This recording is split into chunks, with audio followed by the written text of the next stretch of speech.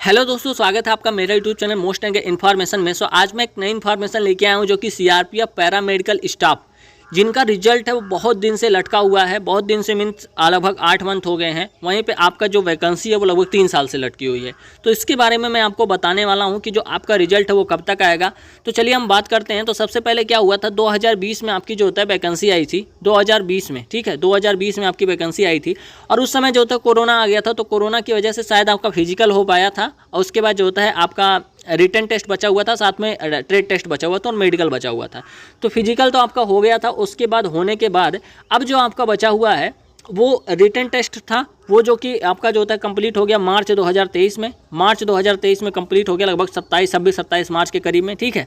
अब मार्च में कंप्लीट होने के बाद अब जो सब लोग वेट कर रहे हैं वो रिजल्ट का वेट कर रहे हैं, क्योंकि रिजल्ट के बाद आपका ट्रेड टेस्ट होगा और ट्रेड टेस्ट के बाद मुझे लगता है मेडिकल के बाद ज्वाइनिंग होगी। तो अगर हम देखें तो आपका जो रिजल्ट है वो क्यों नहीं आ रहा है, क्या कारण हो सकता है, और दूसरा नंबर जो रिजल्ट है वो कब तक आएगा, ठीक है। तो आपको सबसे पहले जानना होगा कि सीआरपीएफ में कितनी भर्तियां प्रचलित चल रही हैं। तो आपको पता होगा एक सीआरपीएफ एससीएम है और एक है सीआरपीएफ पैरामेडिकल स्टाफ, ठीक है, पैरामेडिकल है। और एक मुझे लगता है एक है आपका जो होता है ट्रेडमैन का, सीआरपीएफ ट्रेडमैन। तो ये 3 भर्तियाँ हैं जो प्रचलित चल रही हैं। तो आपको पता होगा कि जो वैकेंसियाँ आई थी सबसे पहले इसमें क्या हुआ था, सभी वैकेंसियाँ आई, जैसे 20 में एक आई, एक एससीएम 2023 में आई, फिर 22 में, और जो है फिर ट्रेडमैन की आई। इन सभी का जो एग्ज़ाम है वो मेन समय पे ले लिया गया, चाहे वो ट्रेडमैन का हो, चाहे पैरामेडिकल का हो, और चाहे अपना एससीएम का हो, ठीक है। तो ये सभी होने के बाद अब जो है वो रिजल्ट का सब लोग वेट कर रहे हैं। तो आपको पता होगा कि 2024 में लोकसभा चुनाव है, ठीक है, 2024 में लोकसभा चुनाव है। और लोकसभा चुनाव की वजह से सरकार पे थोड़ा सा प्रेशर है। प्रेशर किस बात का है, देखिए, चुनाव है तो चुनाव होने के बाद जब चुनाव अनाउंसमेंट हो जाएगा तो सरकार का जो होता है कोई भी प्रचार प्रसार जो है बंद हो जाएगा, ठीक है, प्रचार प्रसार बंद हो जाएगा। तो प्रचार प्रसार बंद होने के बाद ये अपनी भर्तियों को गिना नहीं पाएंगे कि मैंने ये किया, मैंने वो किया, मैंने ये किया। तो भाई वो सब आप नहीं गिना पाएंगे तो फिर वैकेंसी भरने का फ़ायदा क्या। तो इसीलिए मुझे लगता है सरकार ने जो होता है सभी जो विभाग हैं, चाहे वो सीआईएसएफ हो गया, चाहे सीआरपीएफ हो गया, चाहे आईटीबीपी, चाहे एसएसबी, चाहे जो भी हैं, इन सभी को जो होता है दिसंबर तक जो होता है वैकेंसियों को पूरा करने का लक्ष्य रखा है कि 10 लाख रोजगार दिसंबर तक जो होता है इनको पूरा करना है। तो 10 लाख रोजगार ये पूरा कर लेंगे, ठीक है। और 10 लाख रोजगार पूरा करने के बाद सरकार अपना दिखा देगी कि हमने 10 लाख रोजगार दे दिया।